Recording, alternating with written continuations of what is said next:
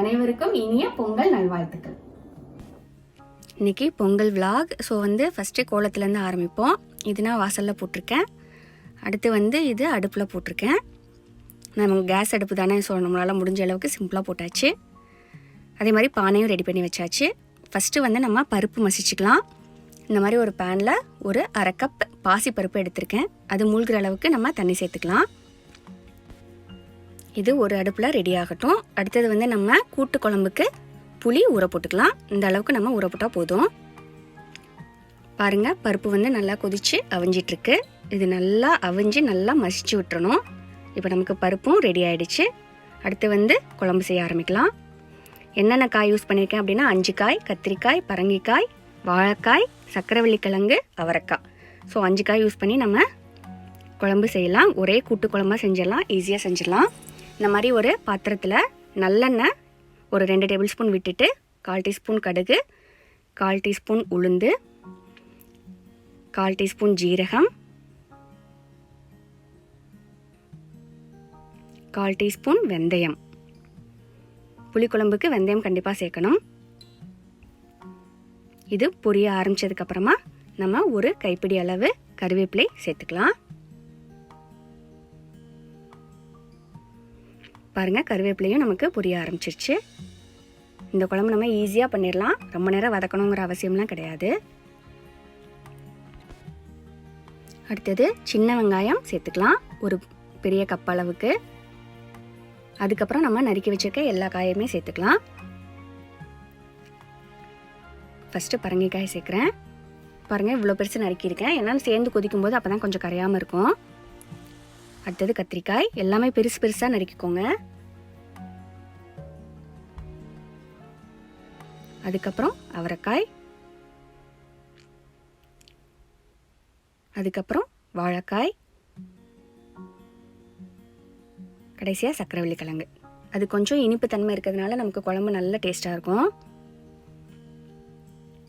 இது எல்லாம் சேர்த்ததுக்கப்புறம் நம்ம இதை நல்லா மிக்ஸ் பண்ணி விட்டுறலாம். வதக்கணுங்கிற அவசியம்லாம் கிடையாது. பாருங்கள், இந்த மாதிரி மிக்ஸ் பண்ணியாச்சு. காய் நிறைய இருக்கிறதுனால உங்களால் முடியாது. ஸோ இது கூட்டு குழம்புங்கிறதுனால அது ரொம்ப நேரம் வதக்கணுங்கிற அவசியம்லாம் கிடையாது. இப்போ இதில் நம்ம குழம்பு மிளகாய்த்தூள் 2 டேபிள் ஸ்பூன் போட்டுக்கலாம். அதுக்கப்புறம் இதுக்கு தேவையான அளவு உப்பு, அதுக்கப்புறம் 2 பெரிய தக்காளி நம்ம இதில் சேர்க்கணும். எல்லாத்தையும் சேர்த்து திருப்பி மிக்ஸ் பண்ணி விட்டுடலாம்.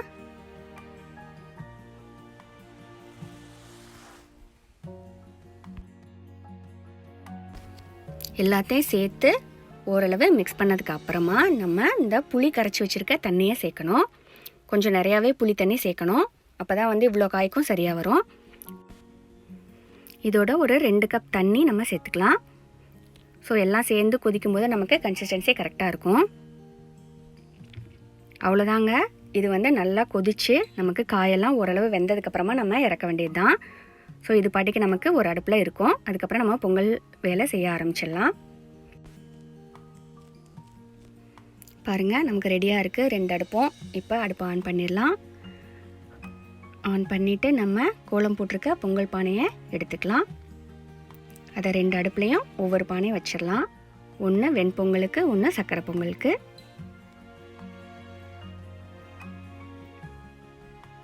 வச்சாச்சு. இப்போ இதில் நம்ம ஒரு 1/4 கப் பால் சேர்த்துக்கலாம். 2 பானையிலையுமே 1/4 கப் பால் சேர்த்துக்கலாம். நல்லா டேஸ்ட்டாக இருக்கும் நமக்கு பொங்கல். பொங்குறதுக்கும் பால் பொங்குறதுக்கும் ஈஸியாக இருக்கும்.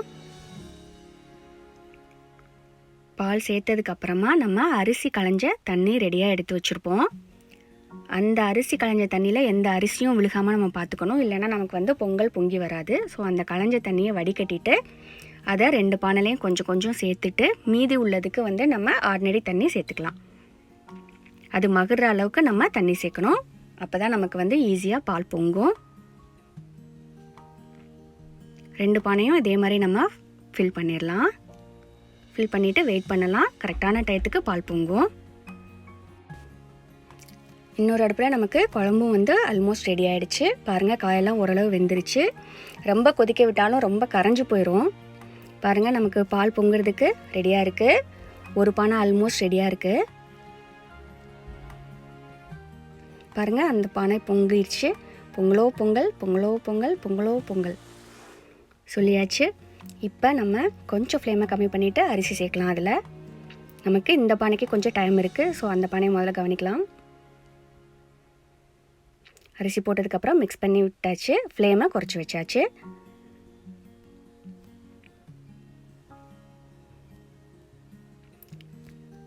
எக்ஸ்ட்ரா தண்ணிலாம் எடுத்துடணும். அது ரொம்ப ரொம்ப இம்பார்ட்டன்ட் ஸ்டெப்பு. ஒரு அரை பானைக்கு நம்ம தண்ணியை வெளியில் எடுத்துகிட்டு அதுக்கப்புறம் தான் அரிசி ஃபுல்லாகவே போடணும். முதல்ல கொஞ்சோண்டு போட்டுட்டு அப்போ தான் வந்து நமக்கு கரெக்டான பதத்தில் வரும். இல்லைன்னா ரொம்ப தண்ணியாக போயிடும். அது வெண்பொங்கலுக்கு. இனி சக்கரை பொங்கலுக்கு நான் இந்த பானையில் வச்சுருக்கேன். இன்னுமே அது நல்லா தண்ணியெல்லாம் எடுத்துடணும். கொஞ்சோண்டு தண்ணியில் தான் வேக வைக்கணும் சக்கரை பொங்கலுக்கு. வெண்பொங்கல் வந்து எவ்வளோ தண்ணியில் வேக வச்சாலும் பரவாயில்ல, மசிஞ்சிரும். ஸோ அந்த பானையில் நம்ம அரிசி ஃபுல்லாக போட்டாச்சு, மிக்ஸ் பண்ணி விட்டாச்சு, ஃப்ளேமும் குறைச்சாச்சு. அது ரெடி ஆகிடுச்சு.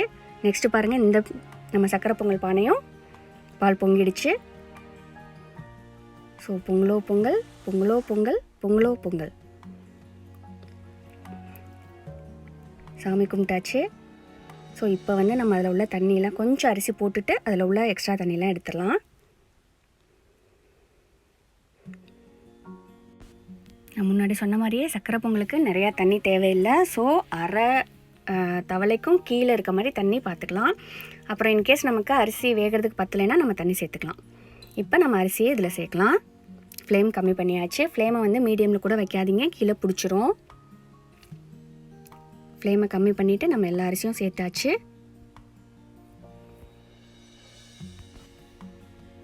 இதை நல்லா மிக்ஸ் பண்ணி விட்டுடலாம்.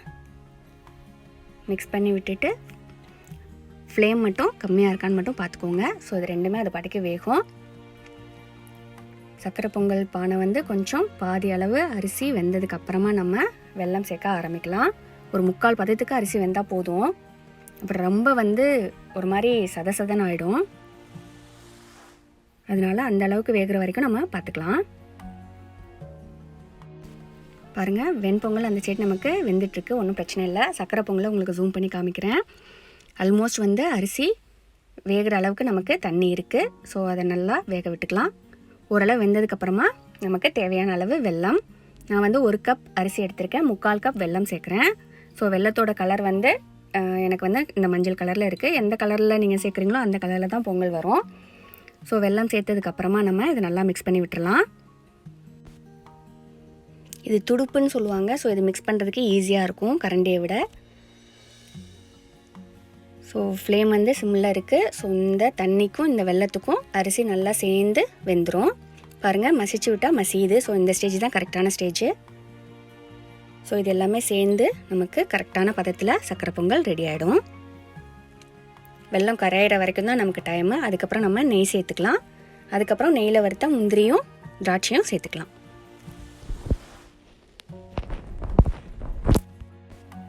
பாருங்கள், வெல்லம் நல்லா கரைஞ்சி பொங்கல் ஆல்மோஸ்ட் ரெடி ஆகிடுச்சு. பச்சரிசிங்கிறதுனால நமக்கு ஈஸியாக வெந்துடும். இப்போ இதில் கொஞ்சம் நம்ம நெய் சேர்த்துக்கலாம். உங்களுக்கு தேவையான அளவுக்கு. சில பேருக்கு வந்து நிறைய தேவைப்படும், சில பேருக்கு கம்மியாக தேவைப்படும். அதுக்கேற்ற மாதிரி நீங்கள் நெய் சேர்த்துட்டு இதை நல்லா மிக்ஸ் பண்ணி விட்டுருங்க. நெய் நிறைய ஊற்றுனீங்கன்னா டேஸ்ட்டு ரொம்ப சூப்பராக இருக்கும். ஸோ நெய்யெல்லாம் உள்ளே அப்சர்வ் பண்ணி நல்லா வெந்து சூப்பராக ரெடி ஆகிடும் பொங்கல்.